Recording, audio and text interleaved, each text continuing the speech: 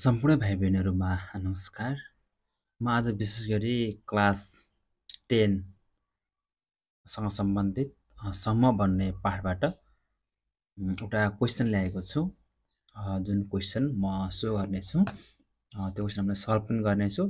जियोजेब्राको माध्यमबाट। क्वेशन यस प्रकार रहेको छ भाइ बहिनीहरु।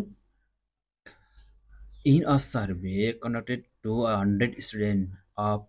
Janakalyan Secondary School, the ratio of number of students who get information from online only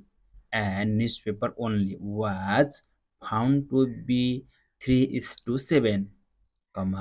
30 students are getting information through both means of communication and 10 students are getting information through other means of communication. यसले चाहिँ के भन्नुस् भने भाइ बहिनीहरु जनकल्याण secondary स्कुलका 100 जना विद्यार्थीहरु मध्ये यो न्यूजपेपर र अनलाइनबाट सूचनाहरु लिनेको रेशियो कति रहेछ अरे 3:7 छ। अनि जुन 30 जना छन् यो 30 जना फेरि के गर्छन् दुवै माध्यमबाट न्यूजहरु हेर्छन्। यस्तै गरी 10 student getting the through other भनेको छ। यिनले के गर्छन् भन्दाखेरि अनलाइन र न्यूजपेपर बाहेक अन्यबाट के गर्छन् यिनीहरुले सूचनाहरु आदान प्रदान गर्छन् भनेको पनि छ भन्यो। यसको आधारमा अब हामीले के गर्नु पर्यो भन्दाखेरि so find question number I write the cardinality of student who get information from other means of communication expect online and newspaper by denoting online as O and newspaper as N. अनलाइनलाई O र न्यूजपेपरलाई N मानेर के भन्दाखेरि यो online र newspaper बाहेक कतिजना विद्यार्थीहरुले अन्य मार्फत सूचनाहरु आदान प्रदान गर्छन्। त्यसलाई के हामीले कार्डिनोटेसन भन्ने लेख्नु पर्यो। Question number 2 so the information in Venn diagram भइहाल्यो। भेन पिक्चरमा देखाउने how much more or less students get information from online than newspaper find it. अब न्यूजपेपर भन्दा अनलाइन कतिले बढी छन् त्यो पनि हामीले फाइन्ड गर्नु पर्यो। यस्तै गरी if students who get information from other means of communication are included to online only, what will be the ratio of students who get information from online only and from newspaper only भन्यो है त। अब हामीले के गर्नु पर्यो भन्दाखेरि जुन यिनी 10 जना थिए तिनीहरुले के गर्छन् भन्दाखेरि अनलाइन र न्यूजपेपर भन्दा अर्कोबाट बनाएको थियो। तर तिनीहरुले के गर्छन् अरे अनलाइन मात्रै मन पर्छ अब अनलाइनबाट मात्रै सूचना हेर्छन् भन्ने भएको भए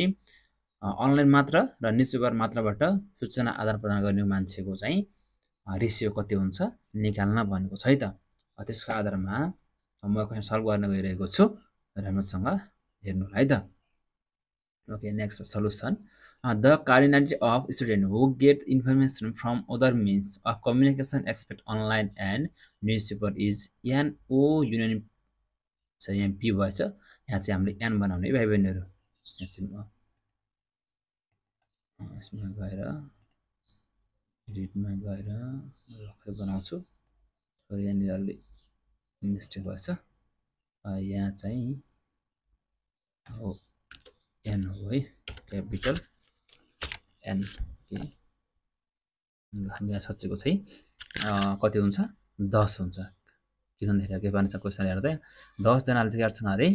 अनलाइन न्यूजपेपर बाहेक अन्यबाट के गर्छन् यिनीहरुले सूचनाहरु कम्युनिकेसन गर्ने कुरा यहाँ भइहाल्यो है त। यस्तै गरी अब नेक्स्ट 2 मा इन भेन डायग्राम भनेको छ। अब यहाँ दिएको मात्र लेख्छ रे यु भनेको छ है ओन्ली अनि रेशियो दिन्छ अनि लेट हामीले रेशियो हामीले के गर्नु रिमुभ गर्नुपर्ने हुन्छ भाइ बहिनीहरु है। हामीलाई कोही सेटमा के दिन्छ रेशियो दिन्छ त्यो रेशियो हटाउन के गर्नु हामीले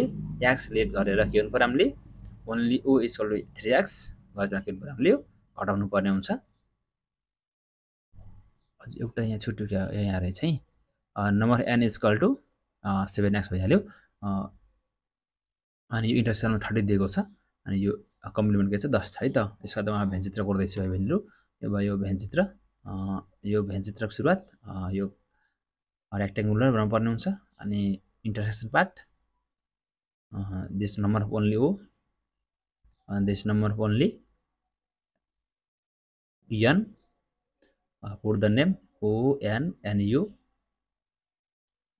and question every question n o intersection n is equal to 30 intersection part हामी बीचमा 30 राखेको छ यस्तै हामीले यहाँ ओन्ली ए हो यानी जुन ग्रीन पार्ट छ यो भनेको ओन्ली ओ हो अनि यो जुन रेड पार्ट छ त्यो भनेको ओन्ली एन हो यसको नाम यहाँ हामीले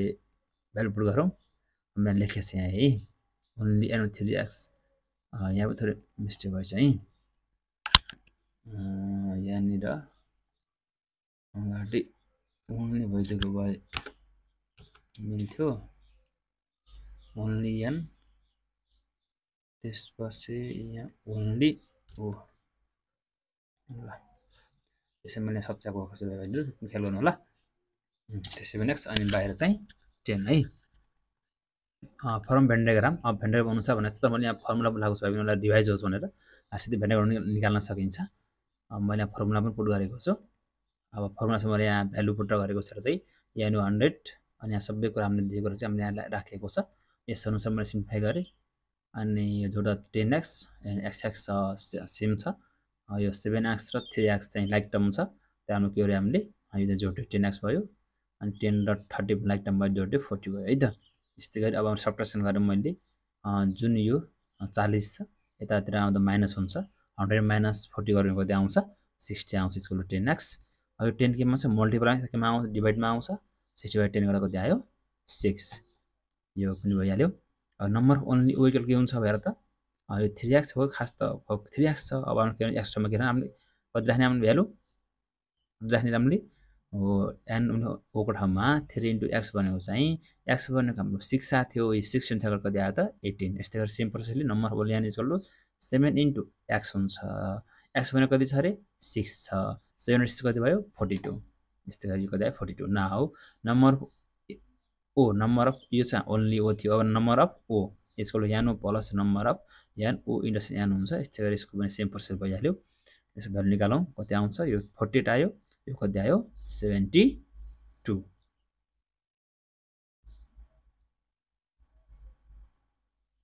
यस्तै गरी अब next difference between number of n and number of o equal to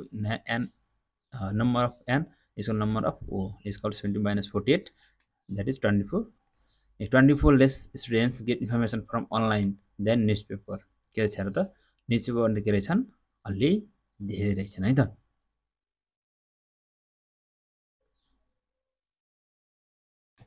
कतिले 24 ले क्वेशन नम्बर 4 मा जाउँ हामी now number only O equal to number only O plus number of O union and complement equal to 18 plus 10 20 यहाँ बुझ्नु पर्ने कुरा भाइ बहिनीहरु क्वेशनले के भनेको छ भन्दाखेरि यिनी अनलाइन र न्युजपेपर बाहेक अन्य मन पर्ने विद्यार्थीहरूले अथवा अन्य माध्यमबाट सूचनाहरू आदान प्रदान गर्ने साथीहरूले के गर्छन् अरे यदि तिनीहरूले हामीले पनि नम्बर अफ ओन्ली अनलाइनबाट मात्रै सूचना आदान प्रदान गर्छौं भनेको भए के हुन्थ्यो भने क्वेशन भनेको जस्तो त्यसलाई के गर्नु पर्छ हामीले यहाँ जोड्नु पर्यो है त यिनले के गर्छन् अरे हामीले पनि यही नम्बर ओन्ली ए बाटै के गर्छौं हामीले सूचना आदान प्रदान गर्छौं भनेपछि हामीले के गर्यो यहाँ जोड्दियो कति आयो यो 18 प्लस 10 * 28 आयो यस्तै गरी अब अल्सो वी हैव हामीले यो हाम्रो क्वेशन दिएकै छ ओन्ली n इक्वल टु 42 अब हामीले रेसियो निकाल्नु छ अन्त required ratio equal to number only O upon number only n हुन्छ अब रेसियो हामीले जुन बनाएको छ त्यसलाई पहिला राख्ने जुन पछि त्यसलाई लास्टमा डिभाइड राख्नु पर्ने हुन्छ अनि 28 अपन 42 हाम्रो यहाँको नम्बर ओन्ली 128 आछ नम्बर ओन्ली 42 छ अघि नै आइसकेको थियो अहिले रेसियो कति आयो 2:3 यो निकाल्नु भयो भने के गर्नु पर्यो न्युमिनेटर र डिनोमिनेटरलाई के गर्नु पर्यो हामीले सेम नम्बरले डिभाइड गर्नु पर्यो त्यसबाट हाम्रो जुन लोएस्ट टर्म हुन्छ त्यो नै के हुन्छ यसको रेसियो हुन्छ है त भाइ बहिनीहरु यो कुरा चाहिँ राम्रोसँग ध्यान दिएर हेर्नु होला राम्रोसँग गर्नु होला र घरमा पनि क्वेशन सारेर एकचोटी क्वेशन सार्नुस् यसरी सर भिडियो हेर्नुस् अनि फेरि भिडियोलाई केही समयको लागि रोकेर गर्न थाल्नुस् अभ्यास बार गर्नुस् पक्कै पनि हजुरलाई यो सहयोग चाहिँ अवश्य हुनेछ धन्यवाद